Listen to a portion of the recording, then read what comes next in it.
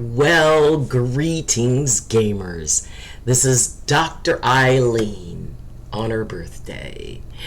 And this is your place and your space to laugh, to chat, to chill, to hang out, take a moment, to take a break, to take a breath, and have me just consider, oh my God, I'm 62.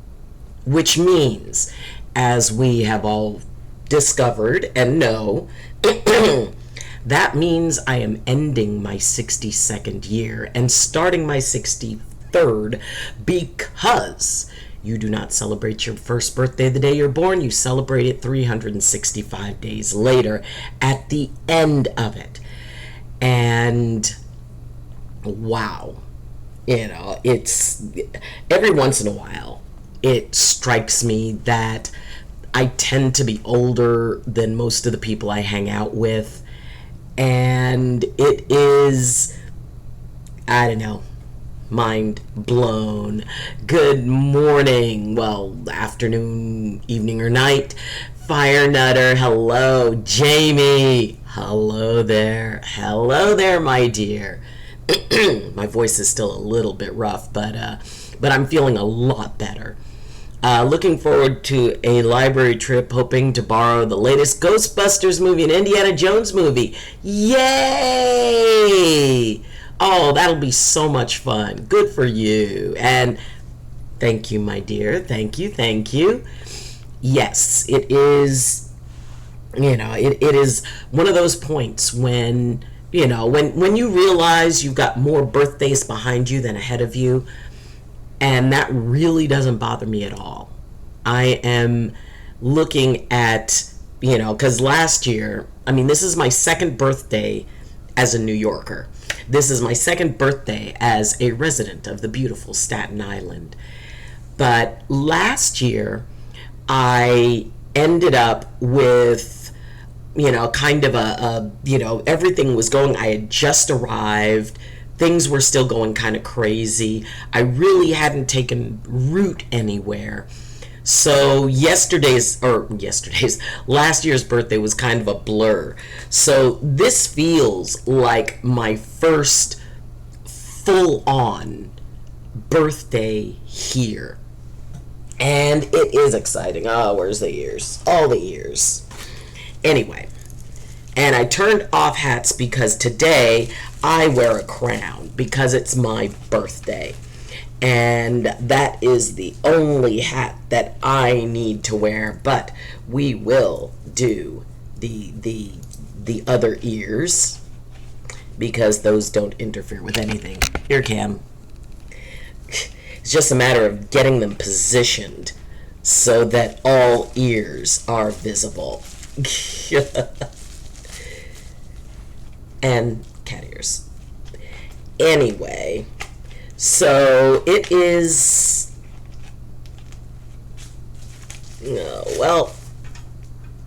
perfect. Okay. Oh my gosh, just wanted to splurge points on your birthday. Well, thank you, sweetheart.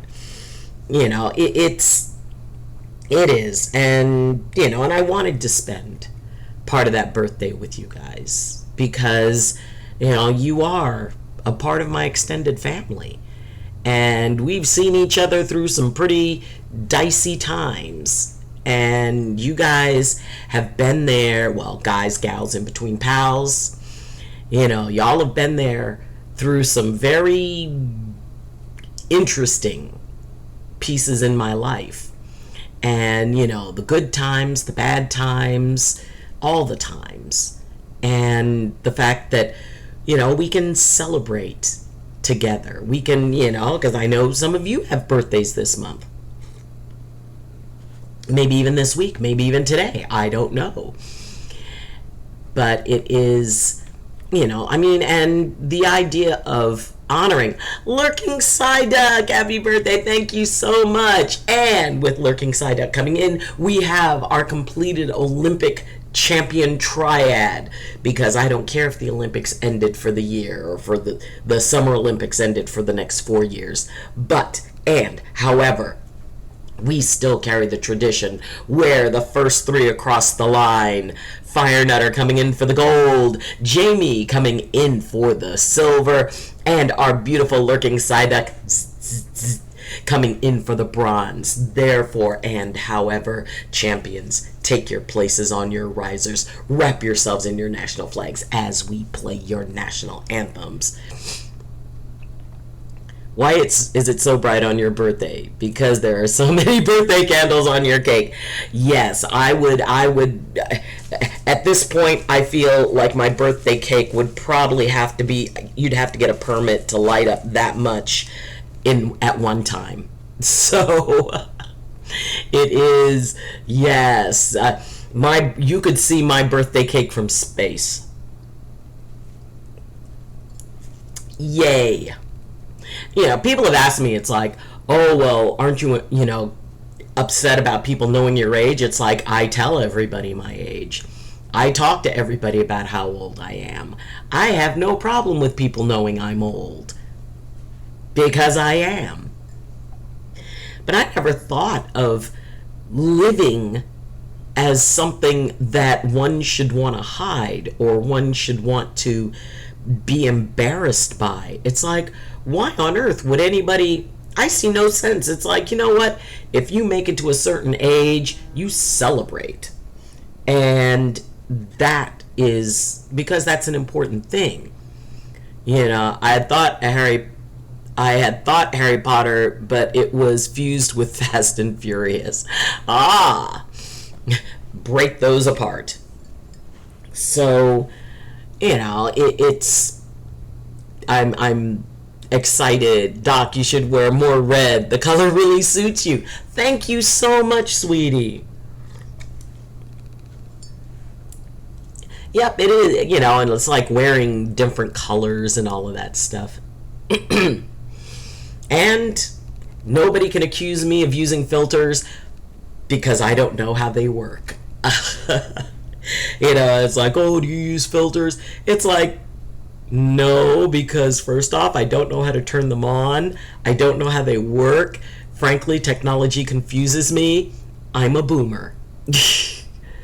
Also found out whatever I did to my shoulder a few weeks ago, wasn't fully healed at all, because earlier I almost ripped it out of the socket just by trying to shut a stubborn window. Oh, yes. 24-hour stream. No, we're not doing a 24-hour stream.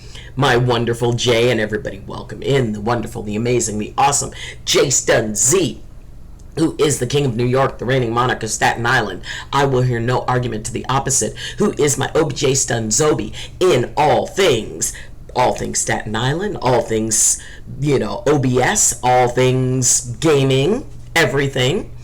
And who is also one of my moderators, Supremes, my beloved, wonderful housemate, along with his mom, who I hope are driving 23-hour stream, 18-hour stream.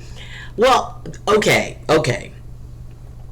I have been considering how long I want to stream today because I have a lot of family members who, either want to call me or talk to me. Let me make sure my ringer's off.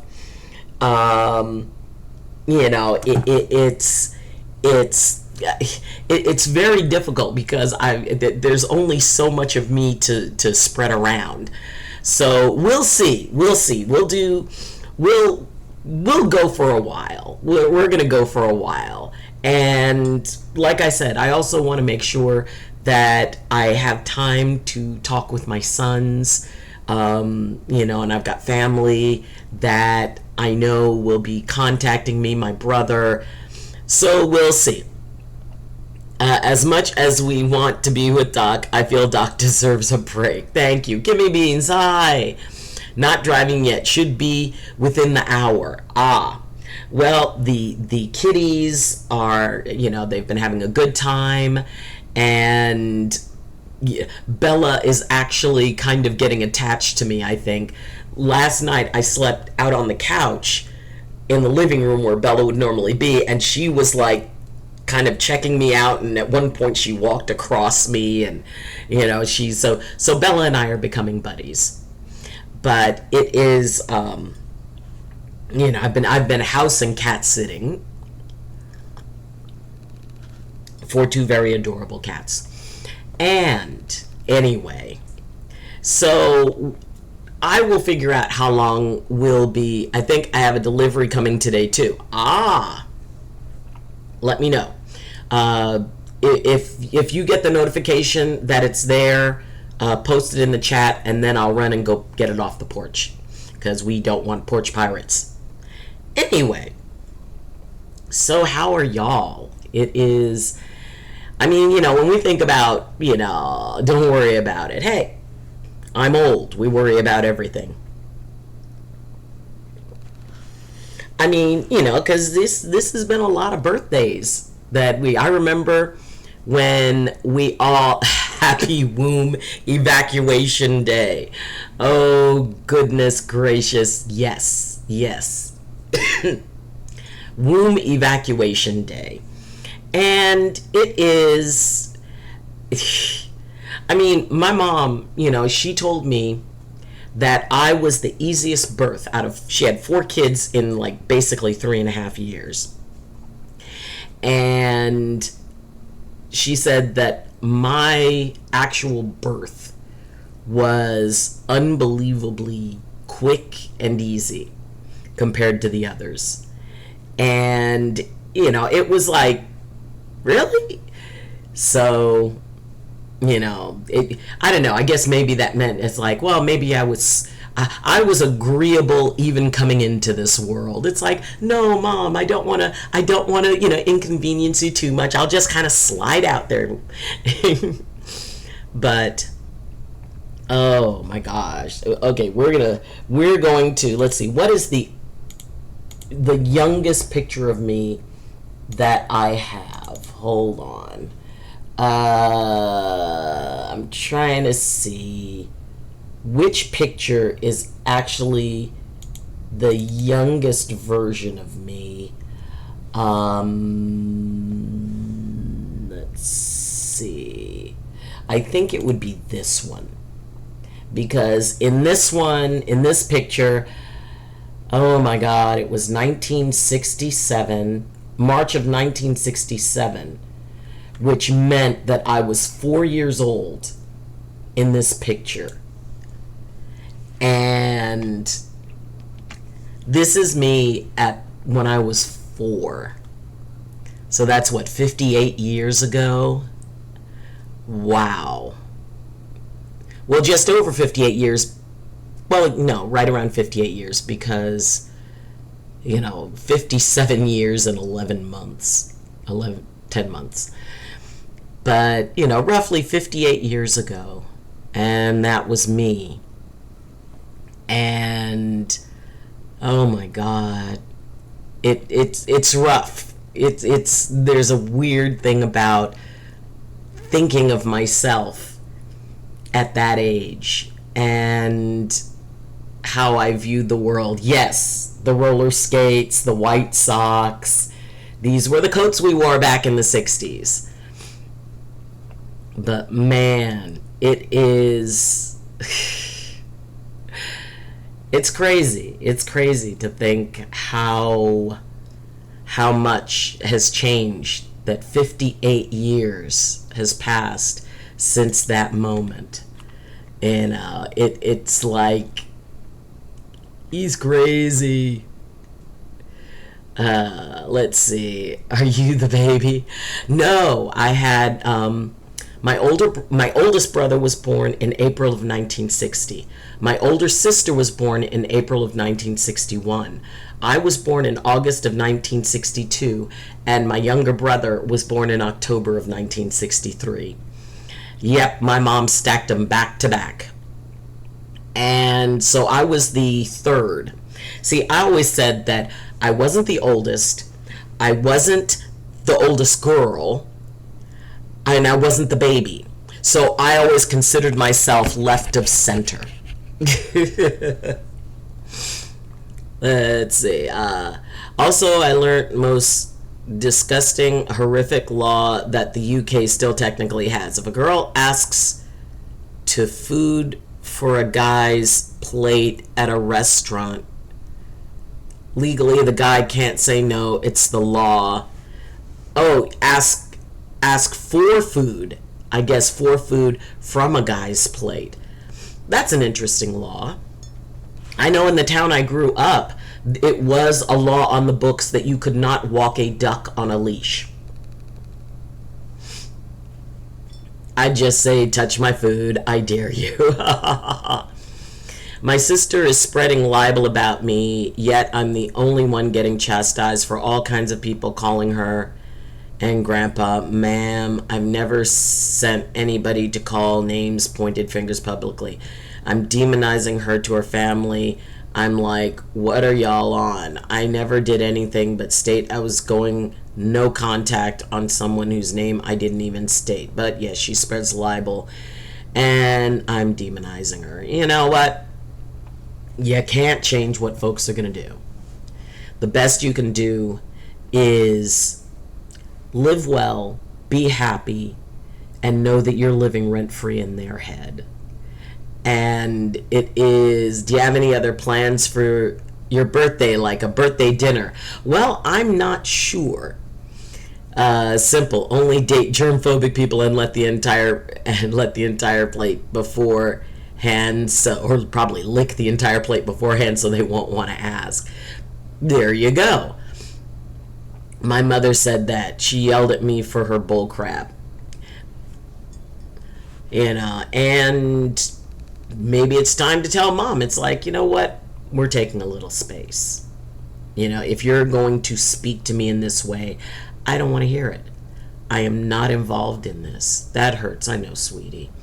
It really hurts, and especially when it's a situation with a mom or a dad, a parent, because they're supposed to be there to, be there for you. And if it's an issue between siblings, as a parent, it does get tricky. But when one is wrong, you say, it's like, no, you're wrong. Nobody's saying crap about you, and you're spreading all this nonsense, which is what your sister should be hearing. If she's not, I didn't do anything wrong. And sometimes all we can do is rest in that you didn't do anything wrong, which means that anything being said to you to the opposite is a lie. And if people are coming at you with lies, you can decide what you want to do with that. What I do is ignore, because it's like, no, just by getting me to engage with you, I'm feeding power into what you say. I am putting out there that I give enough weight to what you're saying to feel I have to defend doing nothing. So, it's a very tricky situation, and it can be a sign that it's like, you know what, no matter whether or not you're connected by genetics or what, it's okay to take a break from people, whether that break is permanent or not. It can be very, very difficult to say that about family. And toxic is toxic.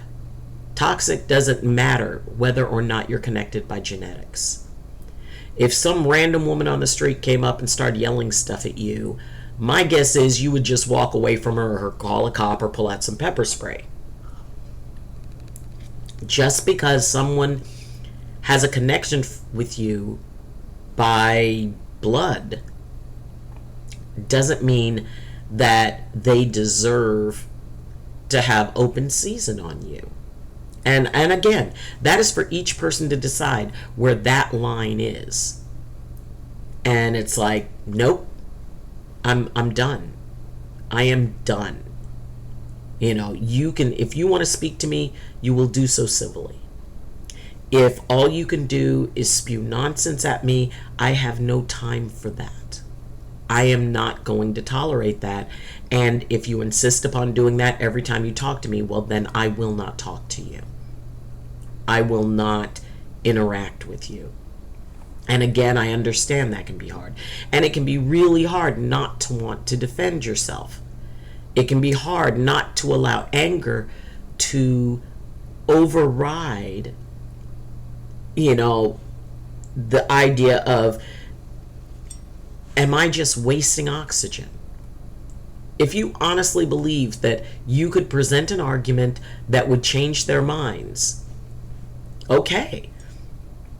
But if you know that nothing you say is going to change what they say or what they feel or their perspective, is it really, is there really a point to wasting the oxygen that it takes to interact with them, when quite honestly, your silence speaks volumes?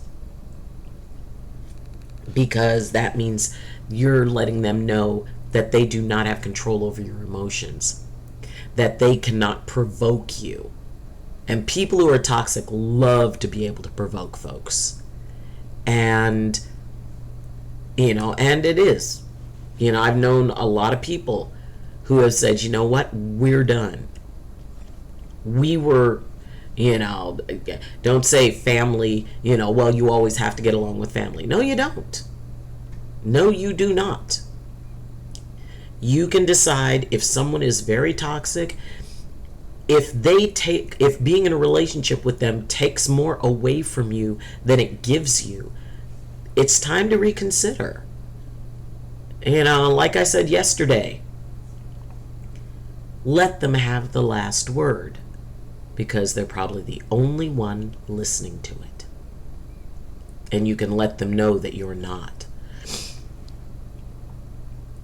Let's see. I'm gonna start Ragnarok. If someone's coming for my Kimmy, ain't no one touching her. Nice.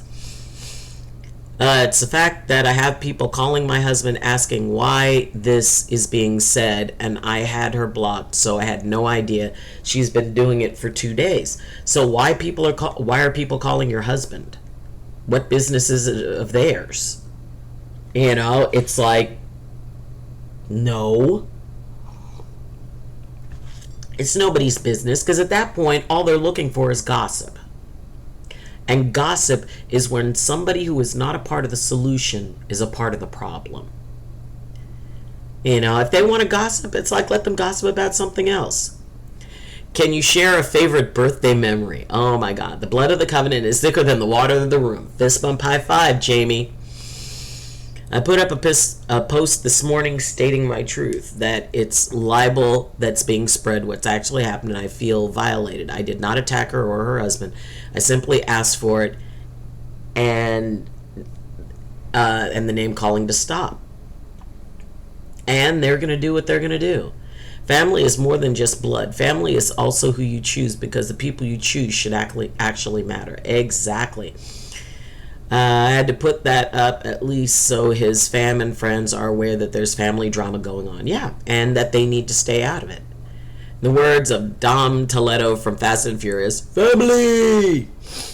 Okay, let's see. Favorite birthday memory. Oh my gosh. It's really weird, because it's like, looking back, they all kind of run together, quite honestly. Okay. Favorite birthday memory was when it was my 21st birthday. And I've always had wonderful, amazing birthdays. My 21st birthday, a very dear friend of mine, she got us tickets to go on a bus to Reno. And, you can take the bus from the Bay Area to Reno. It's about maybe a six hour bus ride. And it was like a tour bus. And so we get on there, and we stayed at the MGM Grand in Reno. And, we're on this bus tour with all these older people. And, they stop at the hotel. and they're giving instructions, and and we're like, oh my god, oh my god, oh my god. So we walk in. The first time I walked into a full-on casino, and all that struck me was, it was like, oh my gosh, there were lights. It was, and for those of you who have never been in a casino, the first thing you notice is that in the casino area, there are no windows that look outside, because there is no time. It could be 2 in the afternoon or 2 in the morning. And they design it that way. So that way you definitely lose track of time in there giving the casino your money. Ooh, burp. But it was amazing. I had never been in a place that was so full of lights and activity and humanity, and it was like, back then I was still really learning about what empathic connection was. So all of a sudden I was surrounded by this, sea of hope and confidence, and the place where dreams happen. Because everybody going into a casino, nobody goes in believing they're going to lose. So, there's an intensity of it. There's this, oh yes, I'm going to win big. I'm going to win big. And that was the first time I went to a casino buffet. And it's like, oh my God, it was like this just food. And, and it was, I think at that time it was like $9.99, for a full breakfast buffet, and then you go to the dinner and it's like $14.99, which now it's like $40. But it was, and celebrating, it was the first time that I ordered a drink in a place. And for those of you who have either are 21 or are coming up on your 21st birthday, and there's that initial, oh wow, it's like, man, it really is a transition point. When I turned 16, and oh, by the way, I actually did make Sweet 16 and never been kissed. And then when I turned 18, I was at college, and that was actually a very rough birthday for me because it was my first birthday away from my family. But I think my 21st birthday, that was the first time that I really felt like an adult while at the same time not feeling like an adult. It's like, okay, because your 21st birthday, that's kind of the last point. It's like, okay, 18, you're a legal adult, but at 21, at least in California, you can drink, and in most places in the US. So it was like, you get your driver's license and all of that, and it was, I guess, the first time I really felt like an adult. I was surrounded by people who were treating me like an adult. I didn't feel like an adult. I honestly thought I would feel a lot older. Of course, now that I think about it, turning 62, oh my God, I feel the same way. I honestly thought I would feel a lot older. Because Lord knows, back, 40 years ago, I honestly thought that it's like, okay, well, once you hit 60, you've got one foot in the grave, the other on a banana peel. Life is pretty much, you just coast to the end. And here I am, where it's like the beginning of a new part in my life. And quite honestly, I never thought I would be beginning anything in my 60s.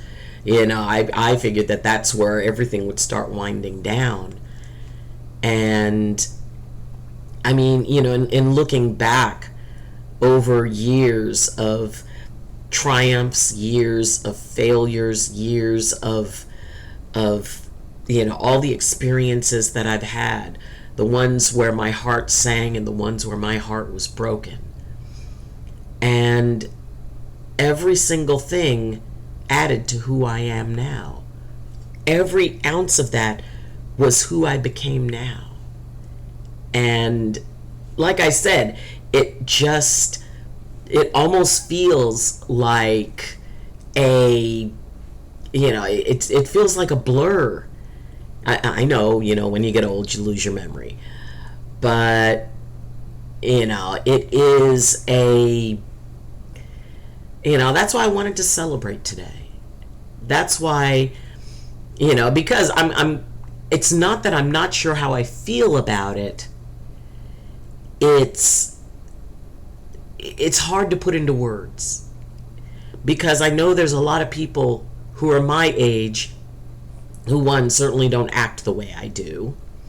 They don't have the same perspectives that I do. So I don't totally feel connected to my own generation. And at the same time, I know I'm on the outside looking in of the generations that I mostly deal with. And I don't mean that in a bad thing. I am very clear that I am not in my teens, my 20s, my 30s, or even my 40s. And most of the people who are on the streams are in those 20 to mid 30s type of range. So it's just strange because I don't feel like I entirely fit in anywhere, but I'm totally comfortable where I am. And, like when I think about, everything that I've experienced, everything that people have put me through, everything that at the time I honestly didn't know how I was going to get through that moment. But, we always talk about the fact that if you're here, you've overcome 100% of everything you've ever faced. And when I woke up this morning, I took a few minutes to think about all the different things that I've faced. All the different things that, in my life that had me at a point where I flat out knew there was no way I could take one more step. I couldn't do it. And somehow I did. And I mean, I am who I am because of the love and support of some very special people in my life. And at the same time, I am who I am in absolute unvarnished spite of some of the people in my life. And it's like, yeah, giving them the middle finger and saying, yeah, I won. Because, first off, I didn't end up like you. And second, every doubt that you tried to instill in me, none of it stuck. Because I chose for it not to stick.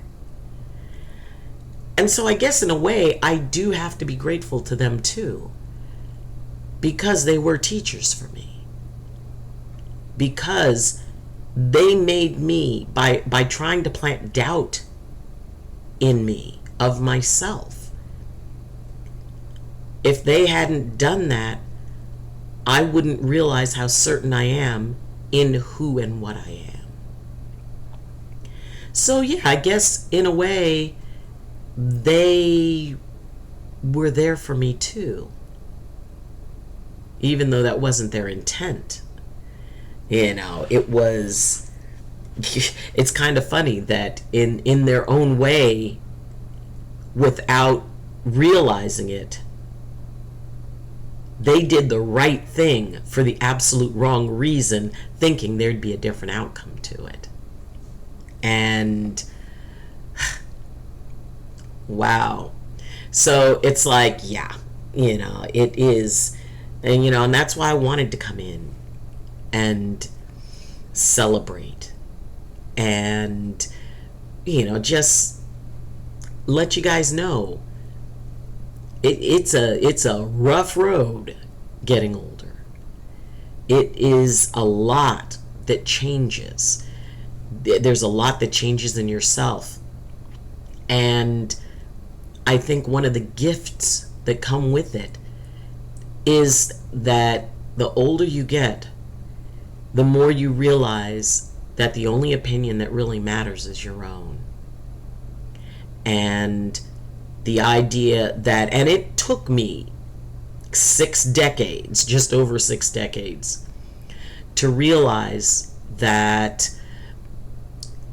I was never, ever, ever going to please everyone. And then that did take me a very long time to learn, because at the point that I learned that, I stopped trying.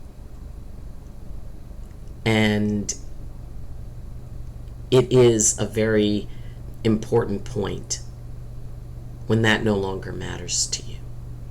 It's a really powerful moment when you take that last little bit of anyone else's power away, and that power, suddenly all of it lies within you.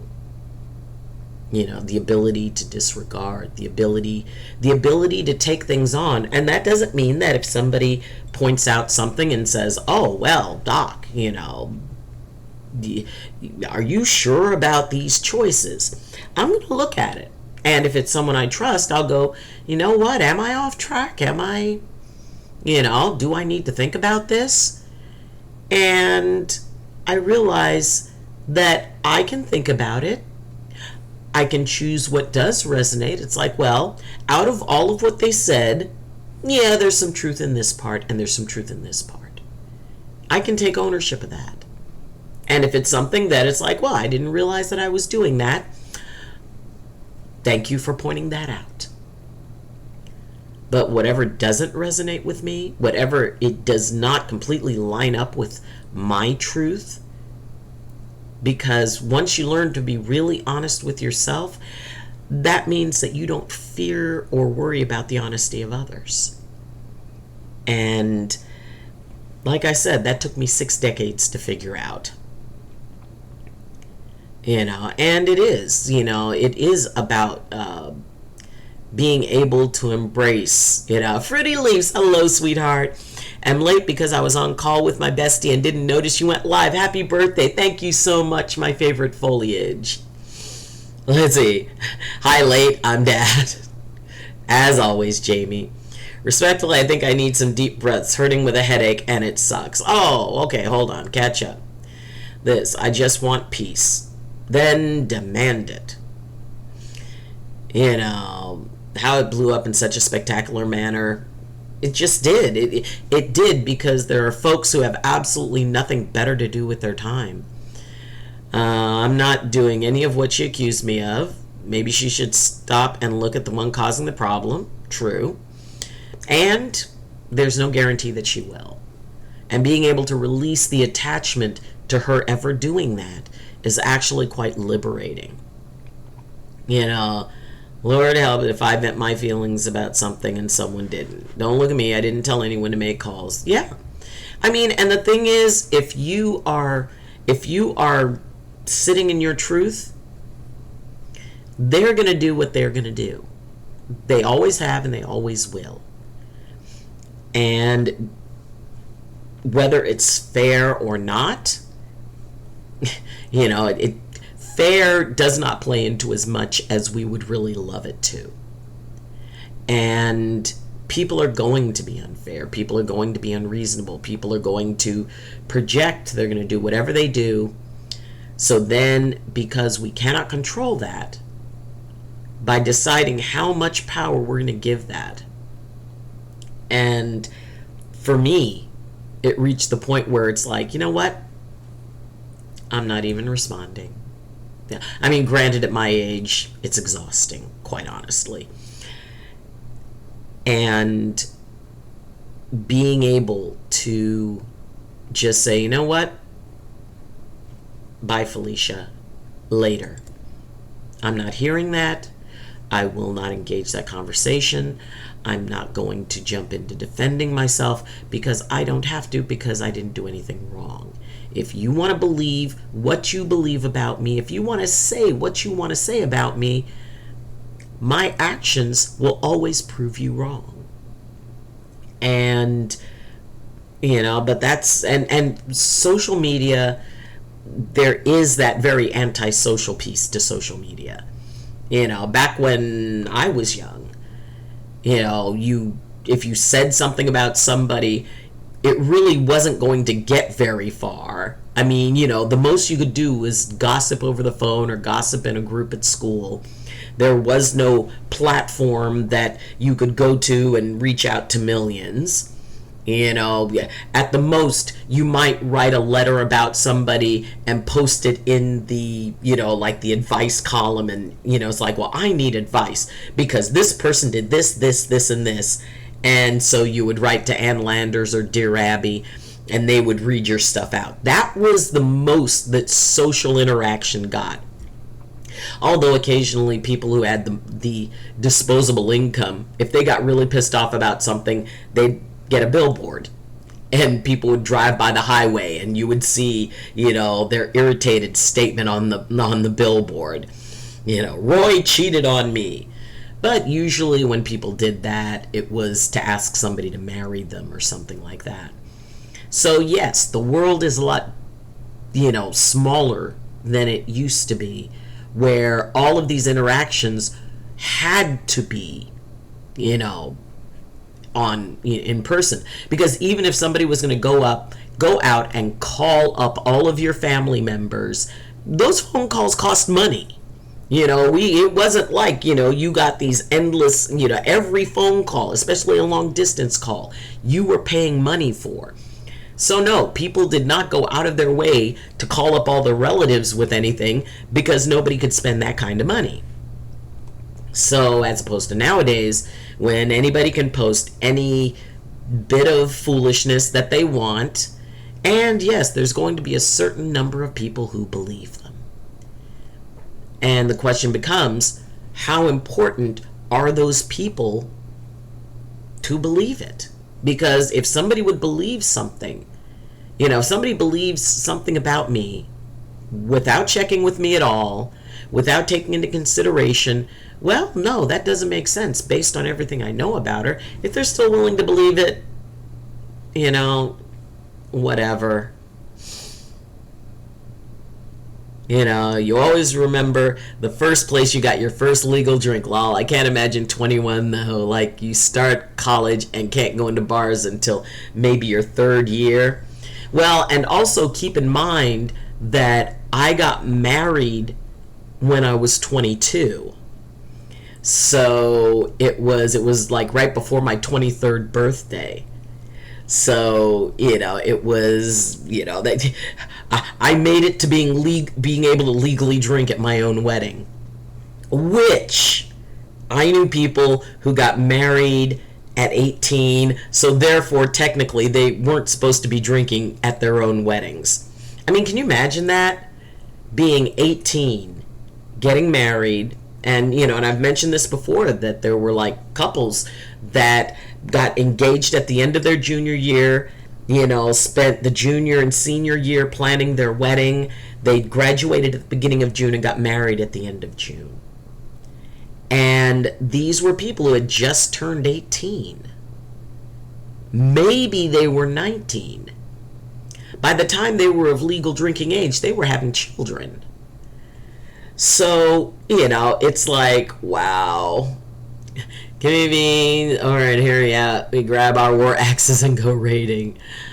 Oh, Mom said happy birthday. Thank you, Fire Nutter Mom. Tell Mom I said thank you so much.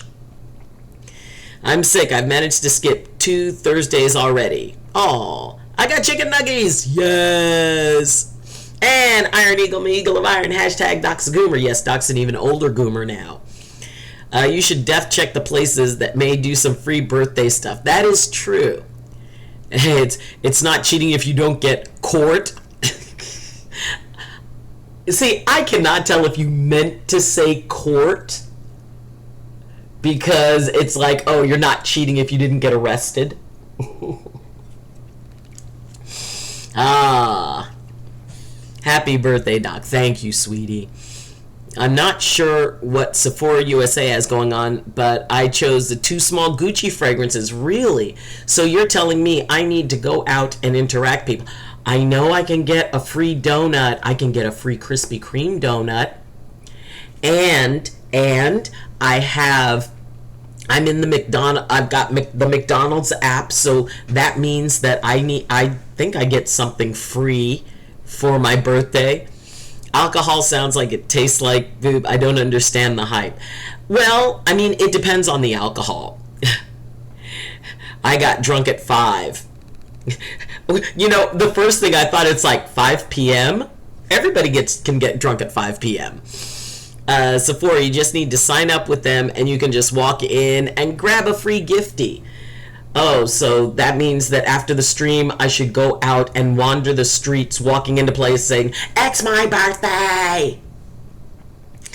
Let's see. Oh, and Fire Nutter had asked for a breath. It's legal to drink at home for us at 5. Nice! Oh my goodness. It is. Okay, so take a nice deep breath, everyone. Breathe in for a count of 4. Hold it for a count of 4, and then let it out for a count of 8. Or if you can only breathe in for 3. You know, we're not going to do a deep breath because I've been having some respiratory stuff going on.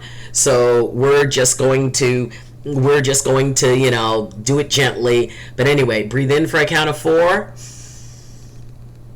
Hold it for a count of 4.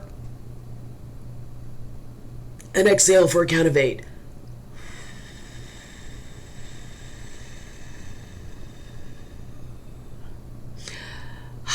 Birthday breath. My parents weren't paying attention, and I was drinking what I thought was Coca-Cola. Oh, yes. Oh, my gosh. Back in the day of cocktail parties, because they used to have those back in the 60s, where all the grown-ups would come over and the kids would come out and say hi, and then we were pushed back into our room, and what we did was we got to watch TV and eat pizza and snacks in there, and then we would like get up, you know, like after all the grown-ups had gone to bed, and go out and drink whatever was left in their glasses, because the cleanup happened in the morning. Yes, that was the closest I got to drinking at that age, you know. But yes, alcohol, it depends on the alcohol. Amaretto tastes amazing. It is wonderful. It's got that almondy, vanilla-y kind of taste to it. I'd say mead, which is a honey wine, which tastes awesome. I'd have to say that is my first favorite alcohol. My second would be amaretto, although I have never tried absinthe, and I've always wanted to. So at some point, I am going to try absinthe. It makes you see the fairies or something. I don't know. Let's see. Ooh, birthday crawl. The idea of going around in your birthday and getting free stuff. Yes! You know, the idea of, you know, I mean, you walk in anywhere. The hibachi place I was at the other night, you know, it's like they would come in and they'd bring you like a sparkler stuck in some ice cream, and the guy would sing this song and he'd pull your arms up over and over again, which I thought, it's like, maybe pass on that. OMG, a birthday pizza with all the top tier toppings and a beer would be amazing. Oh my God. Oh, and it has to be a crispy pizza, because I have learned, I used to be a big fan of like the thick crust pizza. I have learned the best pizza, you may debate this, but the best pizza is the absolutely thin, crispiest crust ever. First off, you max out the flavor of any topping when you have like this absolutely, I mean like just cardboard thin crust, and when you bite into it, it crunches. Oh my God, that and a beer would be amazing. Oh, I love an amaretto sour. What is an amaretto sour? I mean, amaretto, granted, We used to be able to get amaretto, that was something you could buy the great big bottle of. Now it's like, I can't believe how much amaretto costs. It is crazy. It's like $30 for the same big bottle that we used to get for 15. It's like, yes, crispy pizza is the best. Yes, I will drink anything but beer. It's for the heathens. Oh, but, but a good Guinness. Oh my God, I love Guinness. I love Guinness and what I call blonde Guinness, which is Boddington's Ale, which is basically literally a blonde Guinness. And, oh my gosh, there's this thing called a black and tan. It's a drink. Let me see if I can find a picture of it. I had this I went to a pub. Hold on. Black and tan drink. Okay, images. Okay. Alright, so this is a black and tan. So you have Guinness over Bass Ale, and there's some way that you pour it so that I think the Bass Ale is cold, the Guinness is warm, and you pour it in a way that they stay separate. But it's like, I love this. A black and tan. This is so good. I mean, granted, it's basically drinking 2 different beers at once. But it is, oh, that is so tasty. I love that. I got a drink that I make every day that I'd happily share with you girls. And Onezetti, happy birthday. Thank you so much. It is so nice. I hate warm Guinness. I mean, it's like room temperature, I guess. But, oh my gosh, and the weird thing is, when I went to England, I drank a lot of Guinness, but I never felt buzzed or even drunk. It was just, I don't know if the Guinness on tap in England, I haven't been to Scotland or Ireland yet. I've got to go and check that out. But it's like, just waiting for the moment Doc gets that joke. I already got it, sweetie. I already got it. I'm just not picking it up. I'm not going to look at it because I don't know where it's been. And I'd have to wash my hands afterwards. So, Guinness has to be cold for me to drink it. Yes. I mean, and that was something when my parents were in Germany when they first met. They only made the beer cold for the Americans. And they were not used to the idea, so they would have these metal rods that they would stick out in the snow, and they would get the rod out of the snow and they would put it into the beer to give to the Americans because nobody who was there, damn it, yes, oh my goodness, Willoughby. I wish this year treats you as kind, genuine, comforting, amazing. There's so much more, but this message would be too long, unfortunately, as your presence impacts this world. Happy birthday to my favorite streamer. Oh my God, Willoughby. You look beautiful as always, Doc. And there it is. There it is. My squid. Oh, thank you so much, Willoughby. I appreciate that. And I mean, it is, an Iron Eagle, the power! As I was mentioning earlier, my whole life, I figured that by the time I was this age, my life would be winding down. That it would be that, time to get settled, time to, be retired and sit on a porch and it's like I never dreamed that I would be firing up a whole new part of my life at this age.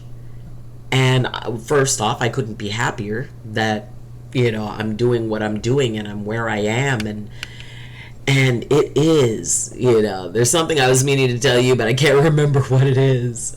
You'll remember.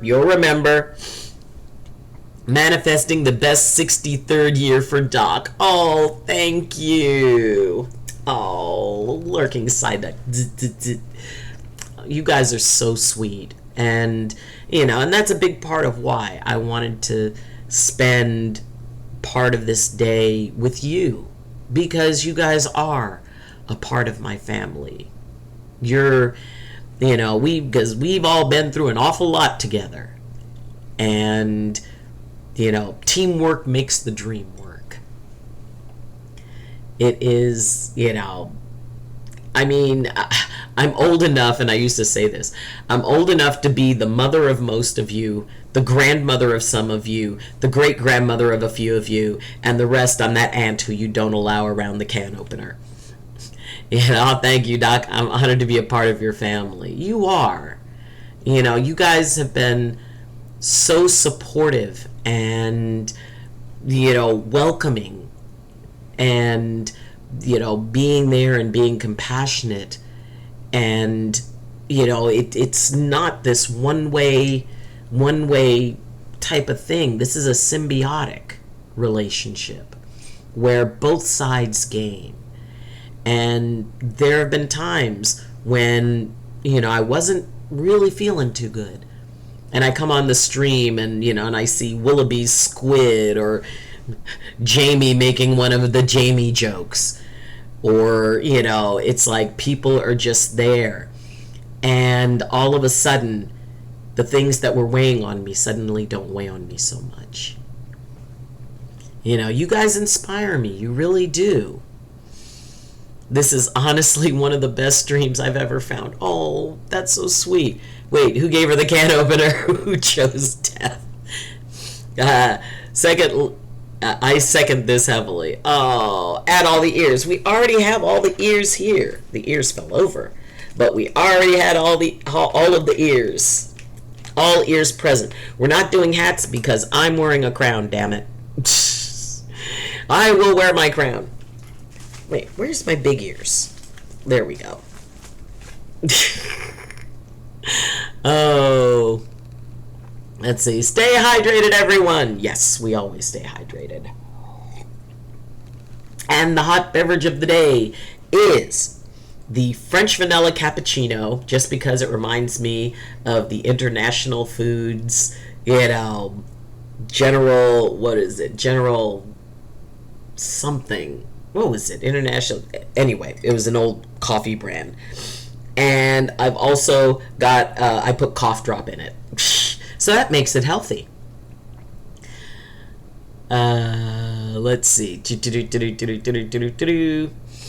I annoyed my brother into getting me a bowl of shredded cheese. You mean just a bowl of shredded cheese? I've never thought of just having a bowl of shredded cheese. Check notes to Doc for my birthday card words for you. Oh, that is so sweet. Notes to our Doc. If you guys would like to place, birthday notes or anything. There's a gray. Dear Lady of Green, though your hair of gray, your heart is of gold and not unseen. It's our Doc's birthday as we witness our Doc grow old. We here as our best friend from now and forever till the end. She gives me calm in the chaos of life. I appreciate it lots. Happy birthday from Fire Nutter. Oh, that is so sweet of you. Oh my gosh, that is so sweet of you, Fire Nutter. You're adorable. Don't change a hair for me, not if you care for me. Gotta lurk for a bit to finish an essay, but I shall be back. Wouldn't want to miss your birthday for the world. Oh, Willoughby, thank you. Thank you so much. And enjoy the Loving Lurkers Lounge. Refreshments are in the corner, and feel free to put your feet on the furniture. Just a bowl of shredded cheese. I love cheese. It was good cheese. I mean, was it cheddar? Was it Munster? Was it... I mean, if I had... All hail the cheese gods. If I had to pick a favorite cheese, it would have to be Brie. I would eat a stupid amount of brie cheese. It's fortunately brie cheese is on the pricey side, because if not, I would eat way more than I ever should.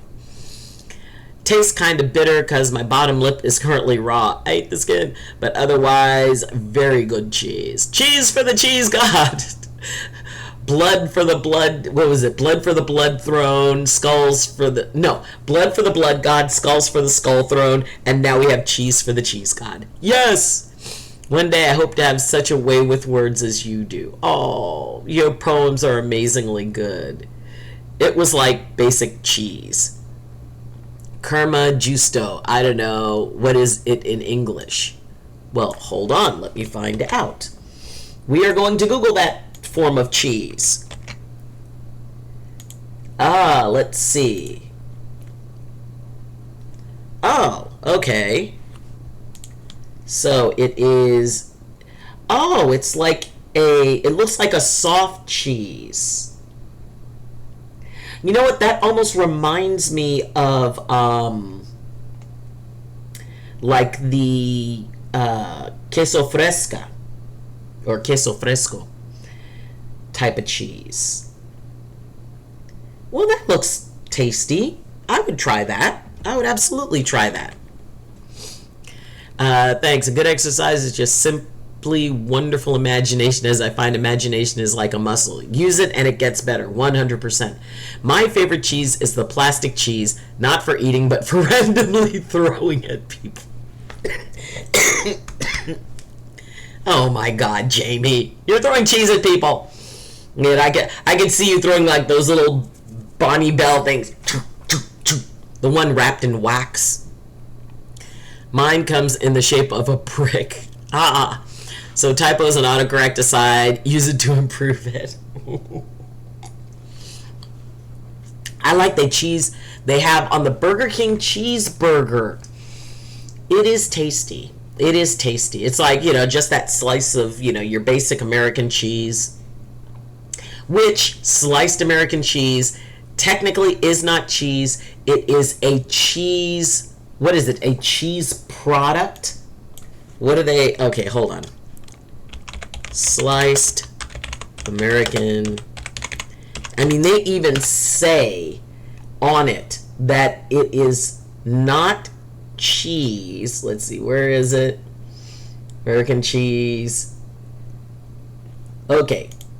Like pasteurized and prepared cheese product. It is a cheese product. It is not specifically cheese, although that looks absolutely... Oh my God, cheese and grapes. See? Pasteurized, prepared cheese product. But hey, Velveeta, and it melts nice. It makes for a great... what is it? Grilled cheese. Now, I know here in the States, grilled cheese is pretty much you just use cheddar, or you use the pasteurized cheese product. But it's like, a grilled cheese like because Gouda doesn't really melt. At least, or it has a higher melting point. So I guess it depends. It has to be a cheese that's not so soft that it's already gooey like brie, or you have to have something that has like, a little bit of softness to it so it melts. Yeah, it's plasticky, but the way it kind of melts is nice. It is. It is very. Ouch, just bumped my knee on a low cabinet door handle. No! Oh, that sucks. There is something about bumping, and it's like the other day I was walking in the hall, and yes, I walk barefoot. I'm a little hobbit of a woman. Everybody tells me you shouldn't walk barefoot because then you're going to bump yourself. I forget to put on shoes. It's not in my nature to wear shoes. I have to wear boots, like lace-up work boots on the bus, and it's like, I gotta get them off my feet. But it is nice because usually, especially if it rains, the back lot where my bus is like one of the ones in the far back usually, and I have to walk through puddles in order to get to it. Yeah. Anyway, But I was walking the other day and I caught my toe on the corner of a door frame, and it was like, ah! It just, it almost makes your stomach turn a little bit. Have you ever like bumped your toe or your knee or your elbow and you got a little queasy for a second? Ouch. Anyone want my last 3 nuggies? I've got curry mayo dip. Dibs. Yes, please. Can I has it? It's my birthday. You know, now that I'm thinking about it, it's like, you know, just going around to places saying, hey, it's my birthday. Give me free stuff. I think Starbucks does a birthday thing. I don't know. You know, it's like, oh my God. Oh, if Popeyes does a birthday thing, that would be fun. Also, noticed how in the beginning of my birthday card, it referenced the last poem to you a while back. The Lady of the Green One. Oh, yes, I'm not as green as I used to be, but, you know, thank you, sweetheart. Yeah, it is... You know, I mean, and like I said, most of you are a lot younger, but, you know, we are still all in this together. And, you know, don't ever let older people talk down to you younger folks and say, well, back in my day, we really had it tough. It's like, look, everybody has it difficult. Every generation has had crap to deal with. There is no generation that didn't have some kind of crap to deal with. So, you know, everybody has it difficult. There were certain things about the time period that I grew up that, yeah, were, you know, a little more challenging. But it's challenging now in a different ways. You guys have your challenges too. So do not let any old people try to pull the, well, it was really hard in my day before we had the internet and before we had this and before we had that. It's like, yeah, but we had stuff that our parents' generation didn't have. And it irritated us when they would come to us and say, oh, well, I grew up and my house didn't even have a bathroom in it. You going to the bathroom at night involved a flashlight and shoes. And it's like, okay, and, so it's like, I think every generation wants to whine about something. But, it's about everybody making the most of the time that they have, because it's an important time. Whatever time you're in right now is the most important time of your life, and what you want to do with it, because tomorrow that will be the most important time of your life. And when we're able to look at the big picture of what all of our life is, and when I look back, I can honestly say that while some of the hard stuff really stands out in my mind, that wasn't most of my experience. Most of my experience has been really amazing. It's been awesome, and I have felt thoroughly blessed by the life I was able to lead. And no, it wasn't always easy. And yes, there were absolute jerks in it. And it is, when I look back and start really thinking about all the times that I had like these amazing experiences, and that you guys are now a part of.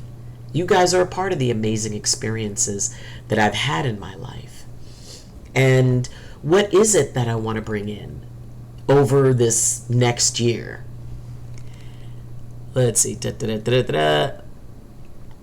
Old people still alive. Back in my day, dead person that died when human sacrifices was acceptable. Hold my ritual staff for me. See, ya got schooled. If I had the alphabet, I'd give you all 25 letters. Oh, Jamie. We're still gonna do that pub food crawl. We can do the pub food crawl, because I do not have the resilience to alcohol that I used to.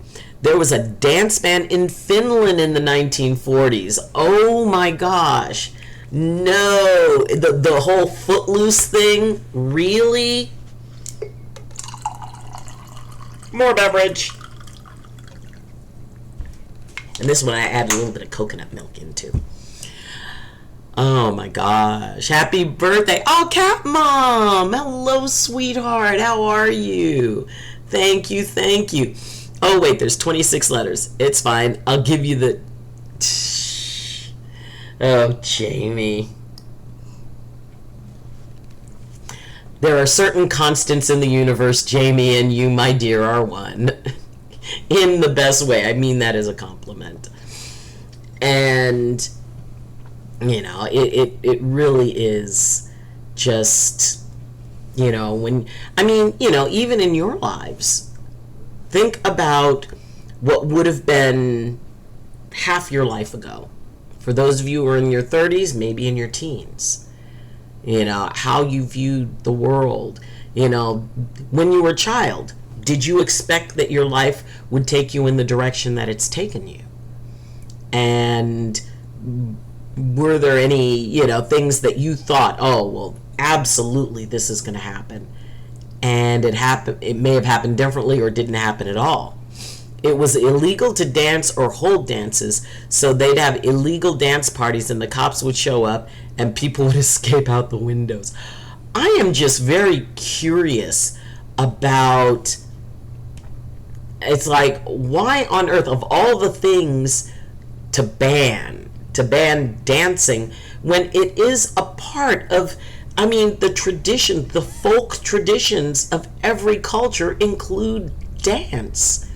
You know, I mean, and it's like, wow, folk tradition. They're gonna ban, and I would be willing to bet that there are some very, you know, very traditional dances that are done in Finland. I think I've seen videos of them.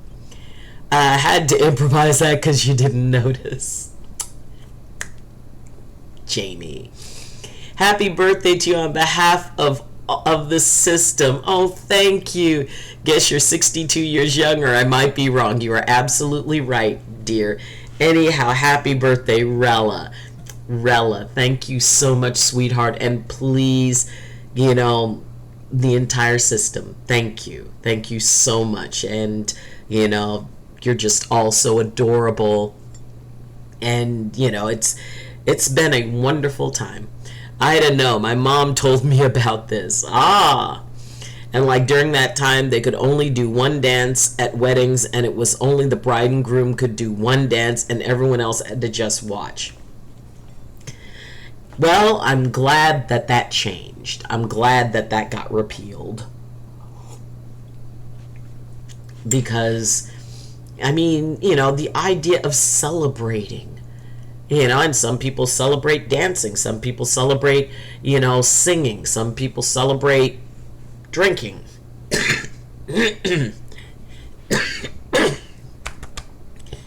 Still getting over my cold. To be fair, you're not that one in the apartment, under the apartment, being kept all night about the dancing.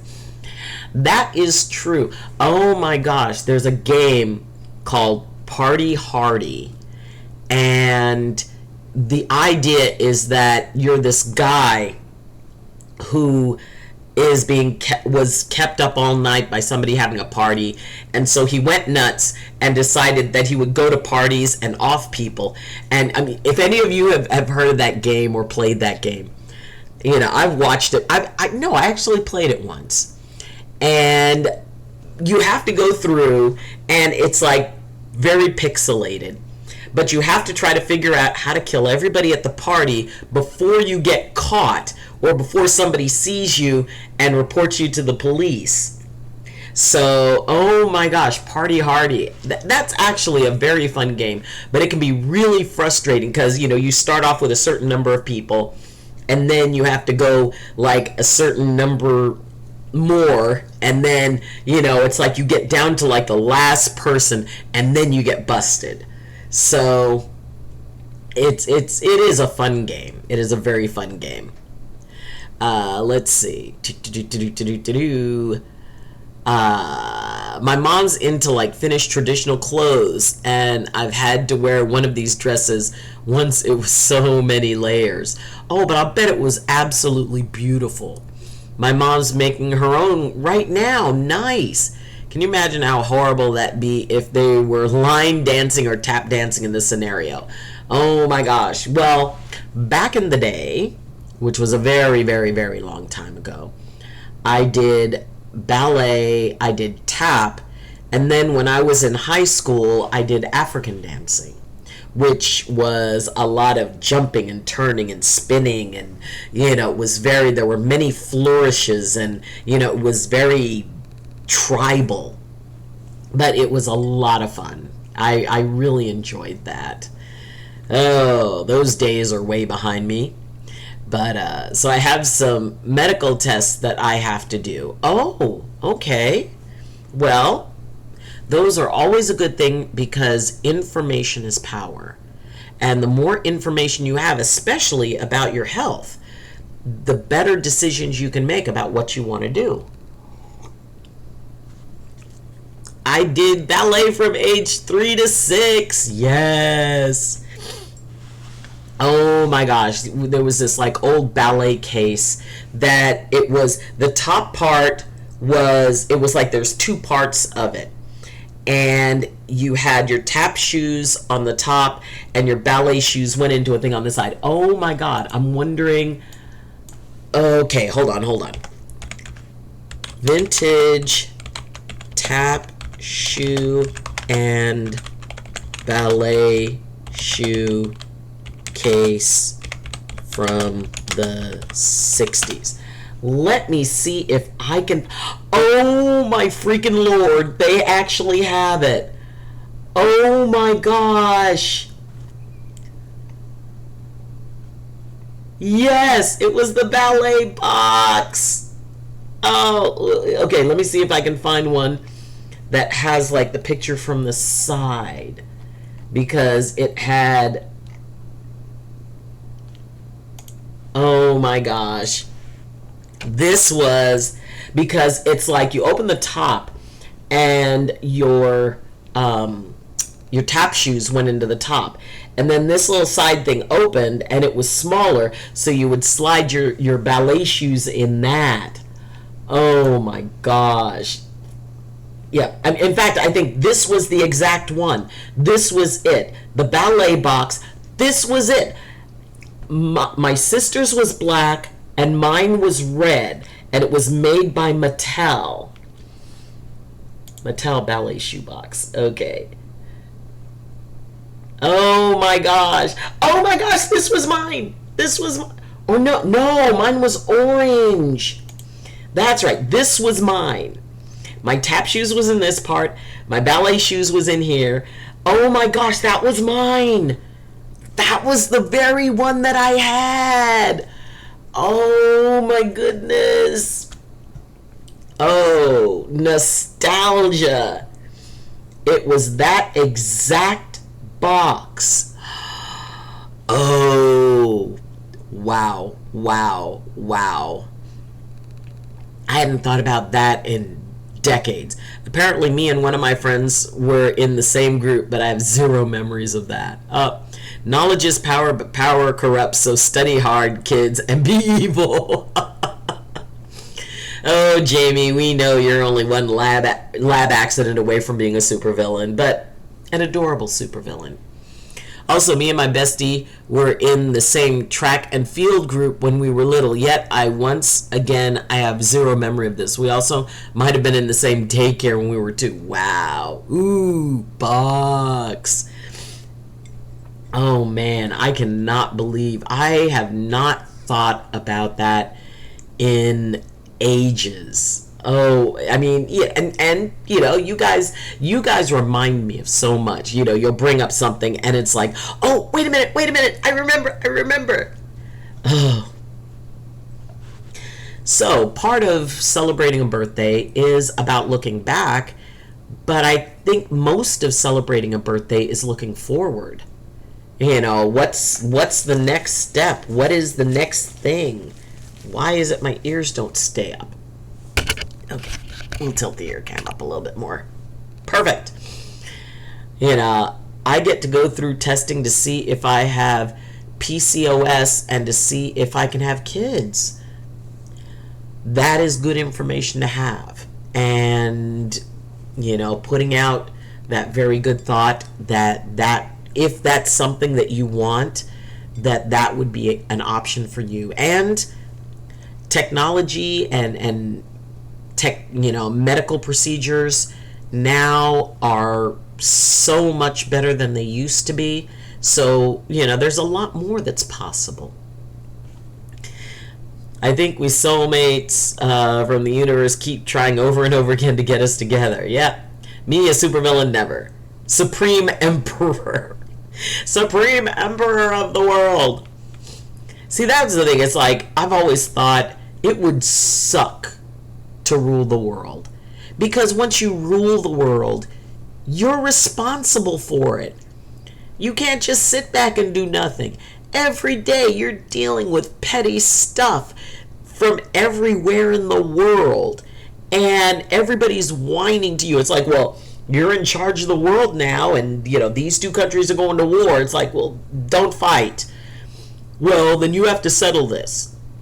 Oh my God, can you imagine having to listen to the entire planet whine at you about stuff? Well, we need this. Well, we need that. And da-da-da-da. Well, you're in charge. You're in charge of the world. So you're in charge of all the people. So you're responsible. Oh my goodness.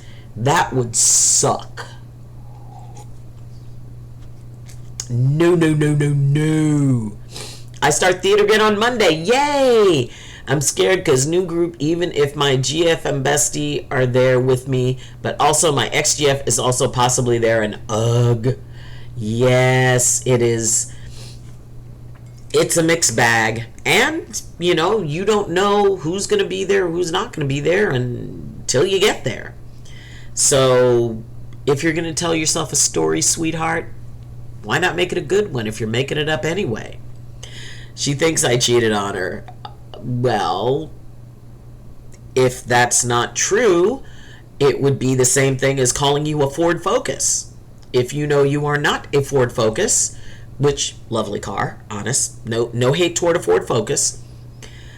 But if you're not a Ford Focus and somebody calls you a Ford Focus, it's nonsense.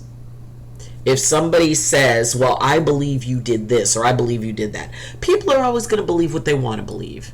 There is absolutely nothing you can do to change their mind. So it's like, you know what? If that's your story, whatever.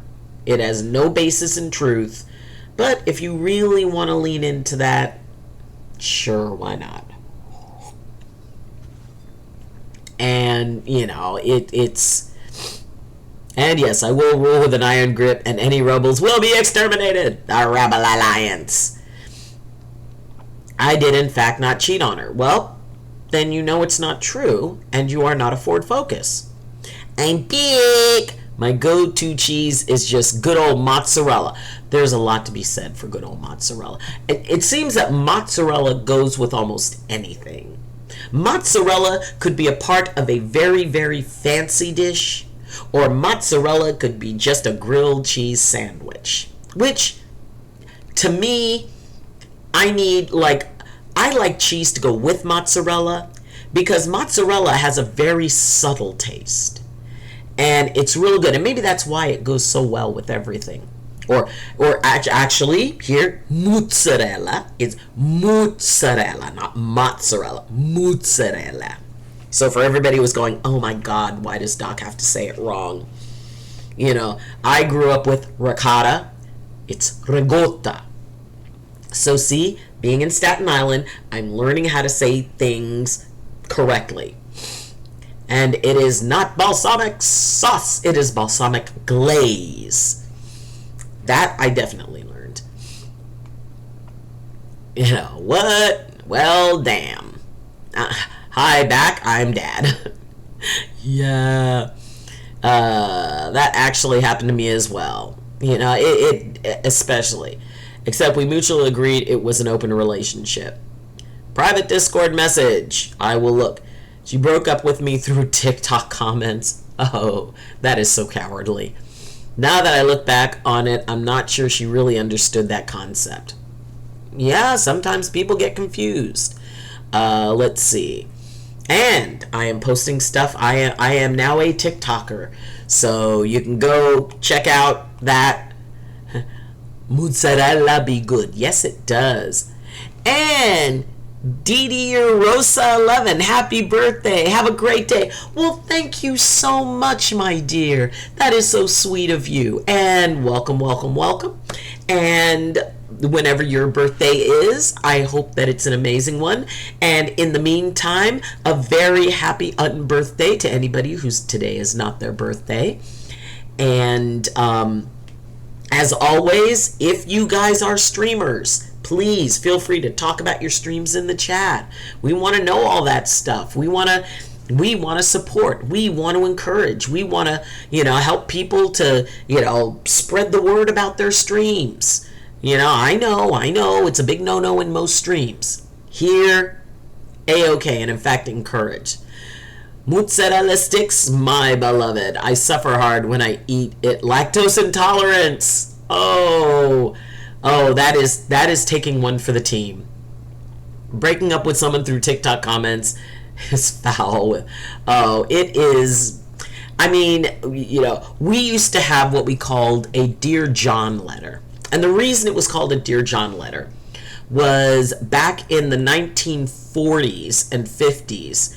The idea that when, and it was usually the guy who went off to the military, and he was off at war fighting, and his girlfriend was at home, and a Dear John letter was when your girlfriend back home would write to you and let you know that she had met somebody else and was getting married.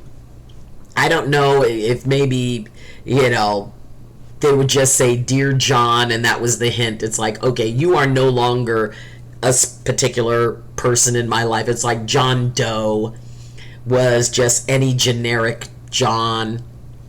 So, but yes, back in the day, that was considered the most cowardly thing, was to write a Dear John letter.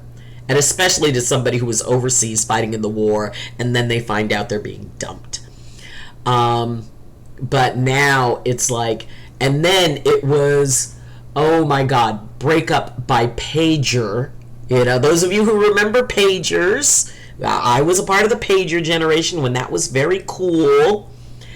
And the thing is, you had to abbreviate it for the pager, and it was like, oh my gosh, a pager breakup was just horrible, because there was no explanation. It was just like, we done or something like that. And then it was MySpace, and or to break up by email. And then the old text messages where you had to figure out the word. All the messages were fairly short because there were no keyboards with it. So you had to just use, fist bump high five for anybody who remembers when all you had was the number pad, and you had ABC with the number. No, actually, ABC was number 2. Number 1, I don't think number 1. Was ABC number 1, or did it start with number 2? And 0 didn't have any of it because that was the operator. But you had to go through, and actually it's like, okay, A, B, C. It's like, you would have to go through all the letters in order to write out a text. That's why all the abbreviations came in very well. Well, now with the modern technology, you can dump someone on social media or on Twitter in, what used to be 126 characters. It's like, I grew up with aluminium and not aluminum. I grew up with aluminium just because that was for some reason how my dad pronounced it. My dad, and he was, he grew up in New Orleans. He spoke Creole when he was growing up. And for some reason, he just called it aluminium. And a hammer, the tool hammer, was a hema. So, but yeah, my dad always did say aluminium. Let's see. I heard a TikTok that was like, your first at is hiding something. And then she was like, I'm not. Also, I'm breaking up with you. Yeah. Nah, that's crazy. Yeah, I know, right? And she tried to be friends with me again. Yeah. Please tell me you mean aluminium as aluminium. Yep. Same. You know exactly what I meant. Unfortunately, I do not. It's Willoughby. Then she trauma dump on me about how she does bad stuff to herself when people ignore her and accidentally ignored her for like a week. Yeah, that is what is called a red flag to say, you know what? I wish you well. Get help. The whole Michael Jordan thing is like, get some help. It's like, you know what? Get some help. It's not my job to fix you. It's not my job to keep you okay. I am happy to be a part of your solution, but I cannot and will not be the only solution. So I think what you're dealing with is above my pay grade, so please seek out professional help. And, because people say stuff like that to manipulate. And that is, that's like, oh, well, I had trauma. A lot of people do. It doesn't devalue any single person's trauma to say, it's like, well, if you have something in your past that is affecting your present, that is interfering with the potential of your future, get some help. Because if you just sit and talk about that and you don't do anything to resolve it or to create some sort of balance enough where you can move forward, then that's a choice. It's like, oh, you ignored me. If you think I was ignoring you before, hold my beer. As in the English way. Yep. My ex just wanted to hook up, and that was the only reason she still kept me around. It's like, we used to call that friends with benefits. If you are in a mutually agreed friends with benefits situation, cheers. I hope that, it works out well, and it's a very cool thing. But it's not for everybody. And if someone wants more from a relationship than that, or if they found someone that they want more than that from a relationship with, and it's like, well, it was cool hanging out with you, but, I'm moving on to what I would consider a serious relationship, and that's not with you. It's like, well, bite me then. Okay, well, good luck, goodbye. I don't want to pity her, but honestly, that's just sad. Yeah, it's like when people want to use their life experiences as an excuse for basically treating people any way they want. Oh, I can be a jerk because, I was traumatized. It's like, sorry you were traumatized, and you can be a jerk if you want, but you'll be it alone. I frankly have reached the point where it's like, you know what? I understand. So since you still have so many issues around this that you feel it's okay to be hateful, I will not be around you. I will not sign on for that. I'm not going to volunteer to enable you in poor behavior. And that's part of the reason why I'm not with the theater group that I was in. And I really enjoyed it. And I have to move on to a different theater group because the woman who was in charge of it decided it was okay to be an absolute jerk, tyrant, witch with a B. And then she'd say, well, that's just how I am. That's just how I am. And I had the gall to respond, no, that's not how you are. That's how you choose to be. And that's how you've been enabled to be. And you will not be that way with me. And she caught major attitude with that. It's like, you know what? It is your theater. So I won't be in it. I will go to a different theater where the behavior is more professional. You know, I'm supposed to feel bad for the situation she created. I'm supposed to dismiss, you know, because other people was like, well, just go along with her. Just, you know, you have to just handle her. Which I'm sure she has no idea how many people around her are handling her.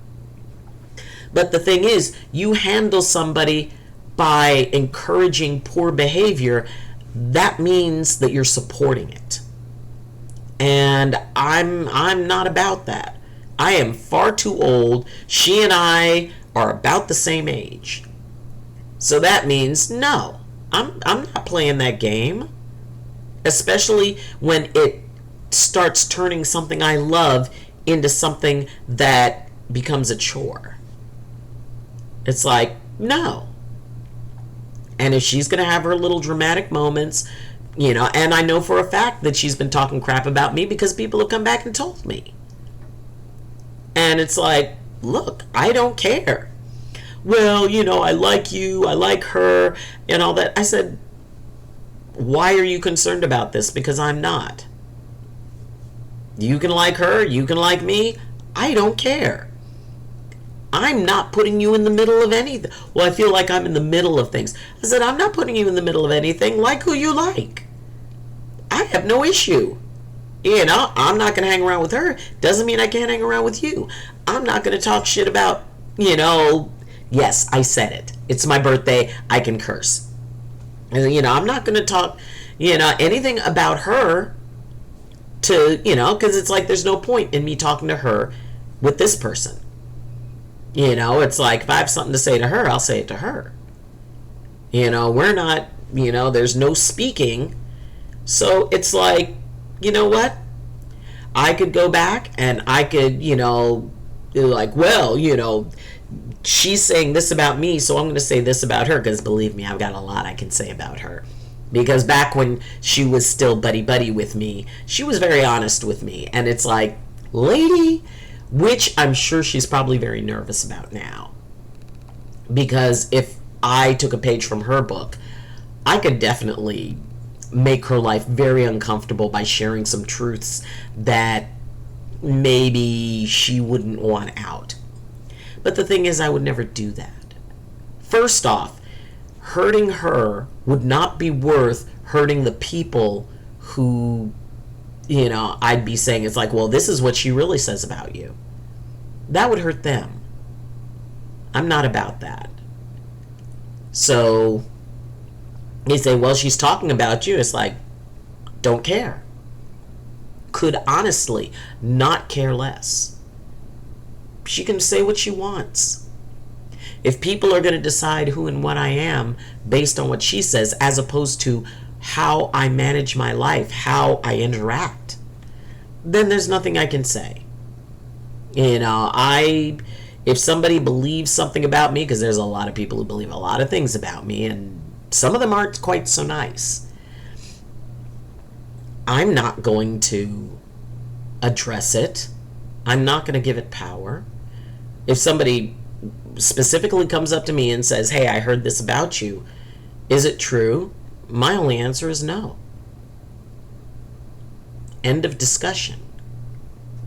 They can decide to believe me or not. You know, but it really doesn't matter to me. And yes, it took me a long time to be able to reach that point. You know, it's like, you know, I don't know their pronouns. You know, oh, thank God. Thank you, Jamie. Yes. You know, whoever said ABC as easy as 1, 2, 3 never texted anyone. Oh my gosh. Hammer. Yeah, I guess it would have been spelled Hemmah. Hammer. The worst part about her is that she looks so cool now. Does she really, though? Does she? You may think she looks cool. But do people really think someone that talks about other people behind their back are cool? Not really. I would guess that she does not look anywhere near as cool as she wants other people to think. And like the lady who ran the theater, she thought she was considered cool. She still thinks it, because she has no idea how many eye rolls she gets behind her back. People cater to her. They tell her what she wants to hear. But that doesn't make her cool. And often people may respond to somebody in a particular way, but that's not how they really feel about them. Her parents are like Rich. Yeah, rich people can be jerks. And in fact, often people will assume that rich people are jerks more than poor people. She gave me a €50 gift card to an anime merch store for my birthday. Okay. Silver Wolf, hey little miss, hope you're good and happy birthday. Thank you so much, my dear. I hope you're healing up better. I hope that, because that's going to be quite a recovery, but I hope the procedure went well, and I hope you're paying attention and not trying to lift things that you shouldn't be lifting, and, following the instructions. Those are important. Necromantera, oh my goodness, happy birthday. Thank you so much, my dear. Thank you. Your trauma is valid, but not as an excuse to treat people poorly. That's a decision. Willoughby, bingo. I'll be nice to anyone on 2 conditions. 1, don't wake me up early. 2, don't touch my food. Or touch my food, I dare you. Hey, a steal is a steal. Free money. Yeah, hey, whatever. She sounds awful. Yeah. I was about to say Ben, but it's your birthday, so never say bean. Nope, I do not bean on my birthday. Actually, I don't have any beans right now.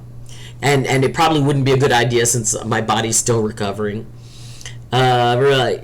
Except I only spent like €5 because I don't know what to get. I got a Totoro pin that I lost in like a week. Okay.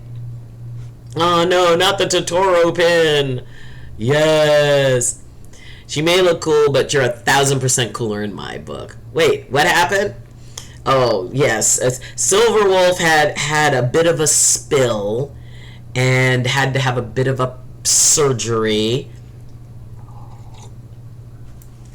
So, we just make sure that, and that's the thing. We have to make sure that when we're recovering, believe me, I have had so many patients who I literally had to call up and say, look, you're doing this thing. You cannot be doing that. Please take care of yourself. Please do not. It would be so frustrating. I feel better. Just because you feel better does not mean you are better. It just means you feel better.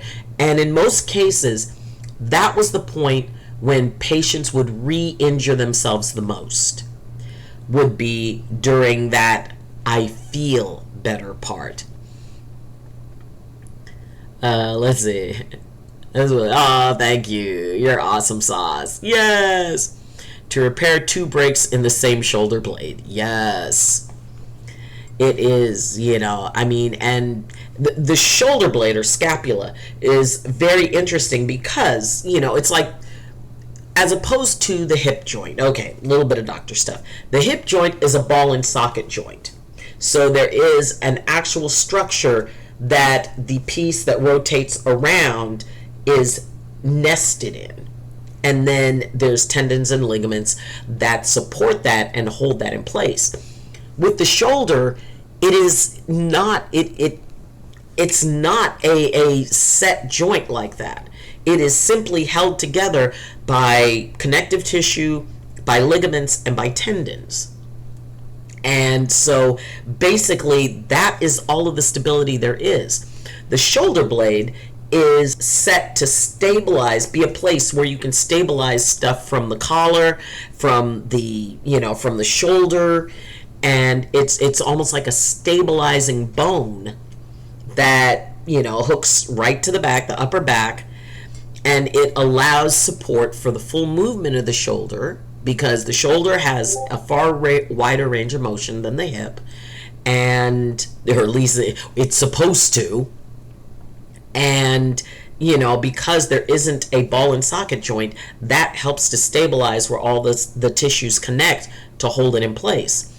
So that means that the thing that is supposed to stabilize everything else becomes unstable. So, we want to make sure that heals up really, really, really well, because it has a lot that it needs to do. Gosh, that's rough. Wishing a speedy recovery. And 2 plates and screws. Exactly. Getting a free medical lesson on Doc's birthday was not on my bingo card, but I'm not complaining. Yes, always a fun time in this stream. I have school doctor checkups coming up. I have 3 vaccines I need to get. I'm screwed. Oh, it can be. When I was growing up, we grew up military, which meant pretty much every time we went to a different place, we ended up getting shots. I got more shots growing up than my kids ever got. It's like, at a certain age, you get these. At a certain age, you get these. I don't know why being in the military meant that we got way more shots than anybody else. And there were, oh my gosh, this one time, and I think they just kind of experimented on us, quite honestly. They had this thing that would give all of the shots at the same time, or all of the boosters you were supposed to get. But the thing is, it had no needles, and of course we were excited at the idea of no needles. But it used air. I don't even know if they still use this, but I guess they would use it in the military, where you'd have all these different little vials, and you'd put something against somebody's arm and you'd punch it. Now they had one that had all these little tiny separate needles, where you would it was like a circle, and it was all these little needle points, and you had like 3 different vials attached to it. They'd hold it against your arm, punch it, so you would have this like little circular needle pattern on your arm. But the one that they said, okay, these are no needles, and it forces it into your tissue by air pressure, which looks good on paper. It's like, hey, we're getting these things, and it's not a shot, it's not a needle.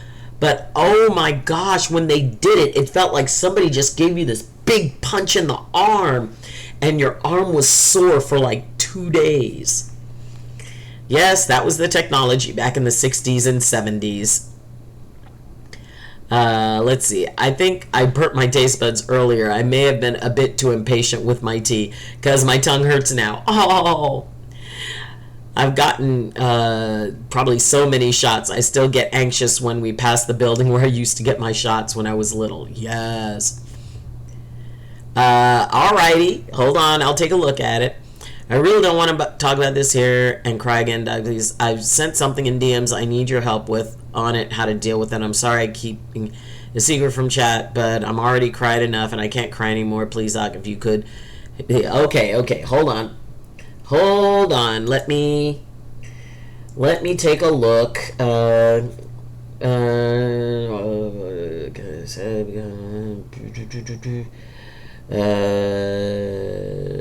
Okay.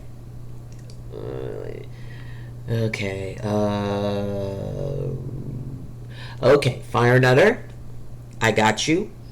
And and it can be, when you have certain logistical things as to how you get someplace rather than just going there. And I know you're very excited about going there. I'm wondering if, because I know that before you had a walker, or if there is any type of wheelchair thing that maybe the library has. Sometimes they will have stuff like that they loan to people. But I think that it would probably be a really good idea for you to be able to have like alternate things that can do that, allow you to be able to get places while still being supported. Let's see. Hold on.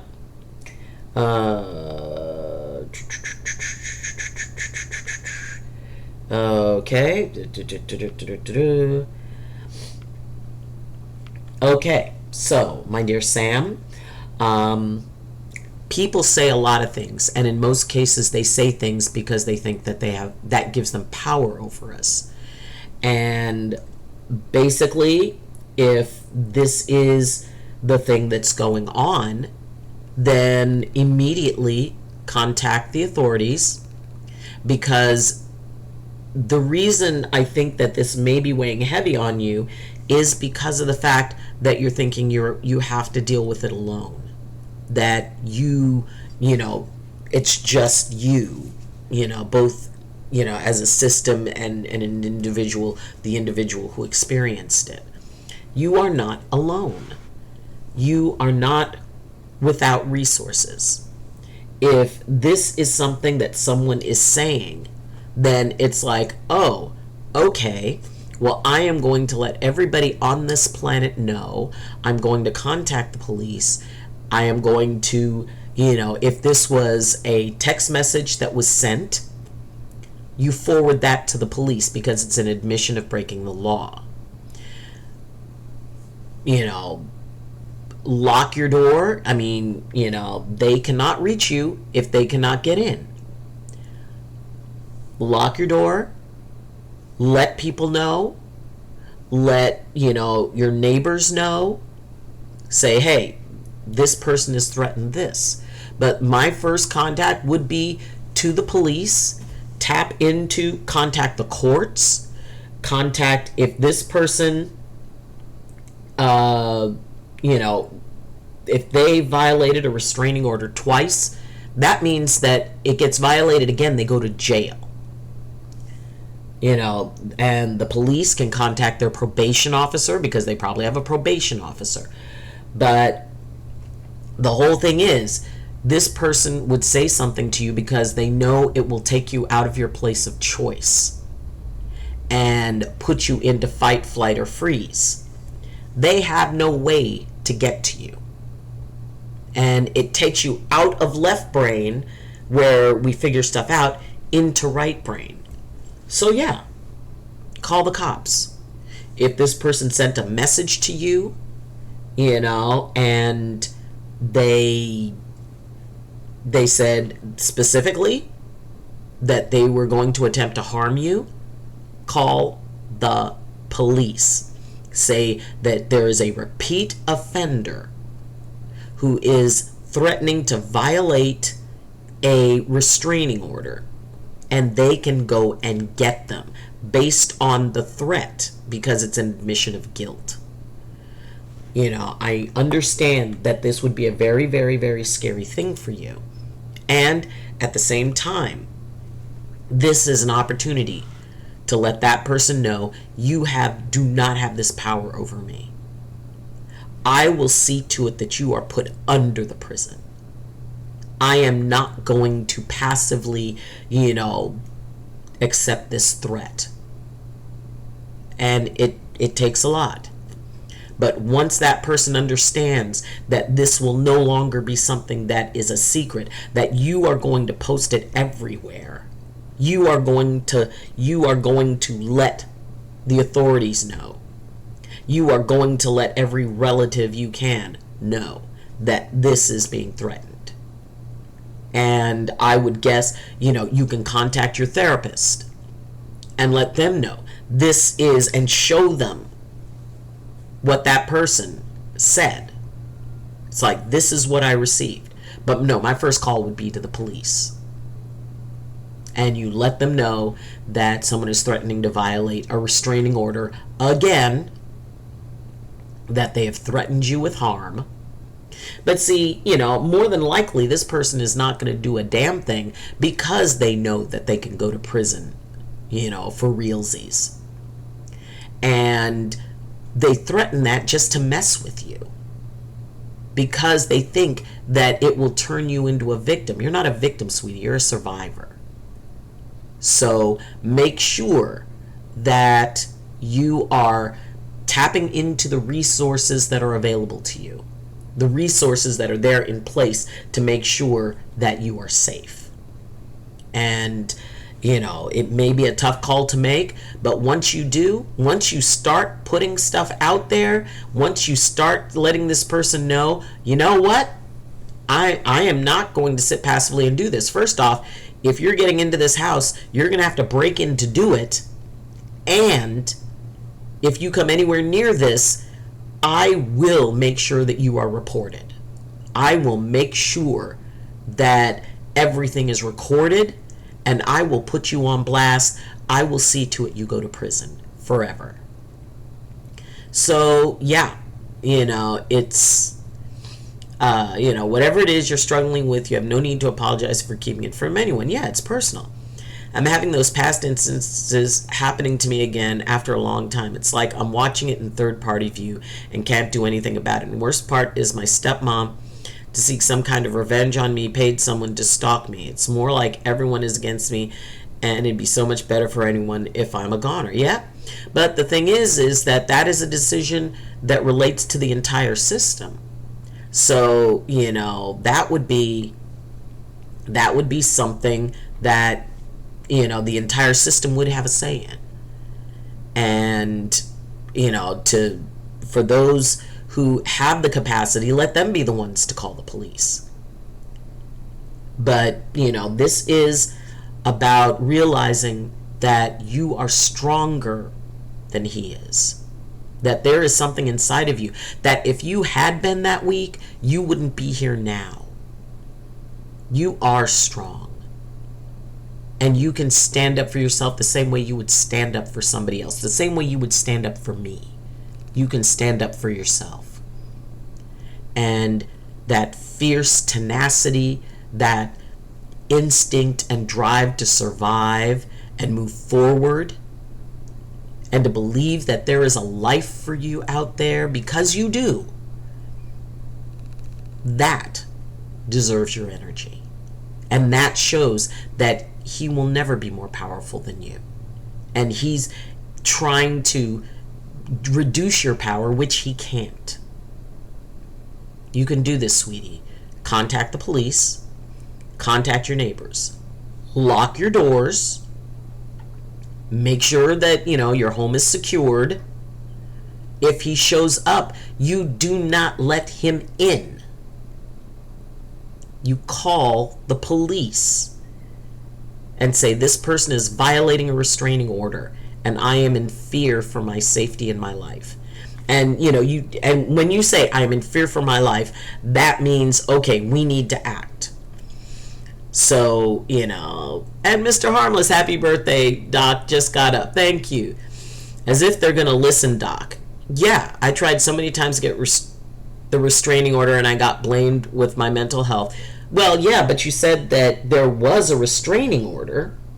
You mentioned that there was a restraining order because you said violated the restraining order twice. So there was a restraining order. And they had to violate it twice to get arrested, and now they're going to come back, and I feel like I made a mistake. No. I should have not spoken about my abuse to anyone and kept it in. Then it keeps going. Then it is a part of you setting it into motion. No. And if they don't listen, you make them listen. If they don't listen, you call somebody else. You call your therapist. Because your therapist can advocate for you. Call over and over and over again. Become a huge pain in the butt. You keep talking until they listen. And the whole thing with your stepmother, fine. Charge her as well. But keep talking. Keep insisting. Make it public. Make it public as it needs to be. And if you have to, yell it out of a window, you do that. Everything is about choice and what we choose to allow. You have fought this thing all this time. You're not going to stop fighting now. You know, this is your life and the life of your system. That's worth fighting for.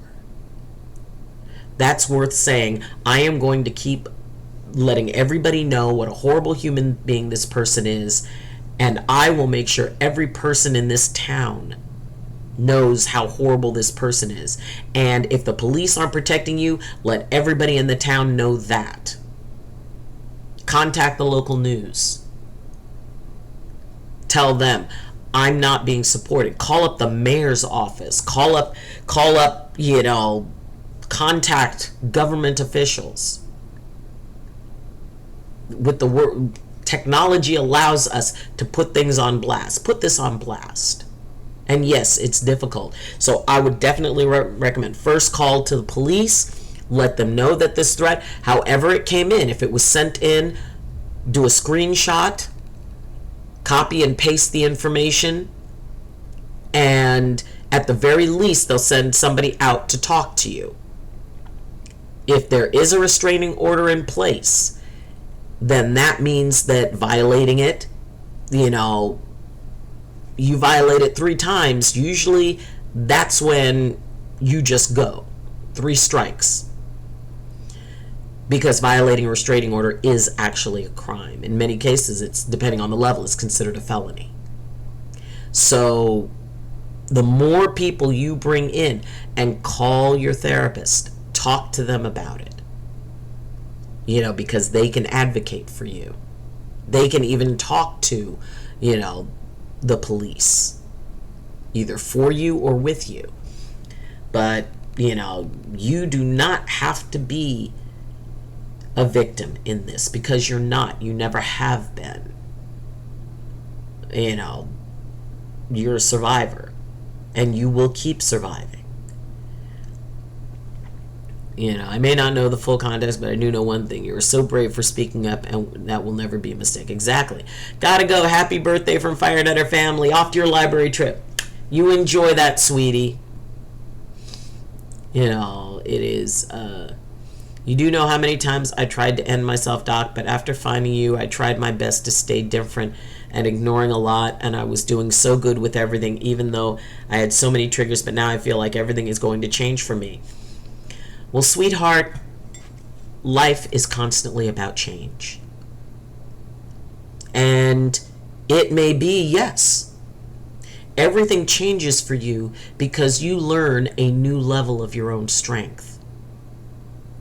When we learn that we're more than what we thought we were, that changes everything.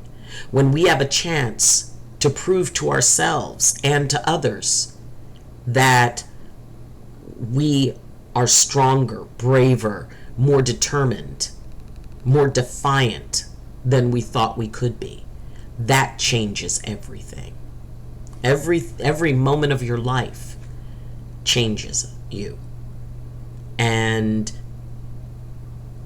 that doesn't mean it's a bad change. It can be a really hard change. It may mean a shift of a whole bunch of stuff in your life to get rid of the things that don't serve you. But you can do this. You've got this. I'm going to lurk for now. Lurk! So, you know, going through stuff, there's always going to be stuff to go through. Always. 100%. Always.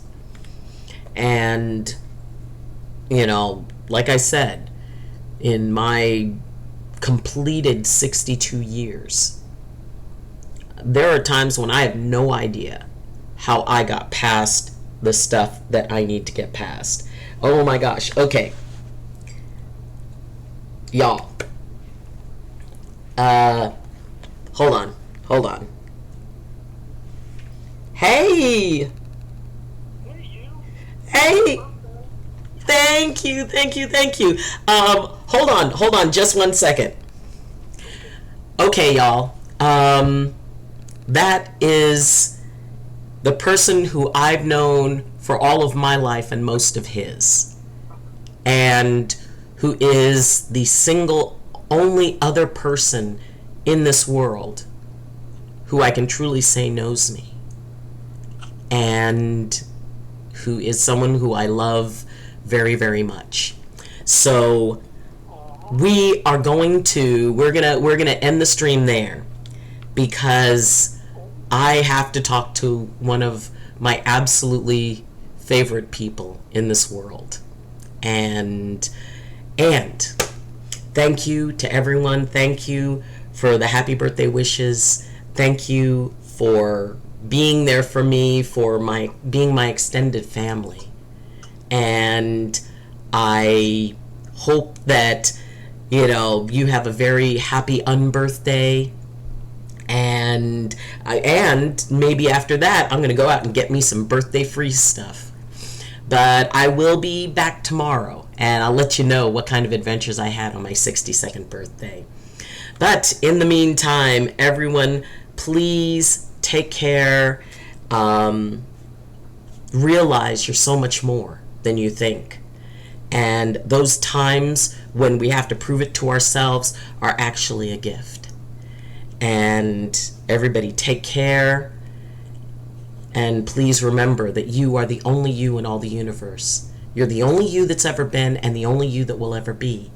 And what that does is it makes you special, it makes you sacred, and most of all, it makes you necessary. Because as the only you in all the universe wouldn't be the same or complete without you. So everyone, have a wonderful, glorious morning, afternoon, evening, or night, whatever applies to you. May you walk gently with the world. May the world walk gently with you. And as always, I wish you balance, and I wish you blessings from my heart to yours. So everyone, have a good day. Learn something new. I'm proud of you, and I love you. So everyone, hang in there. Samarella, you've got this. Willoughby, love you. We'll see you guys all tomorrow. Take care. The love train's pulling out of the station. Until then, bye-bye. Woo!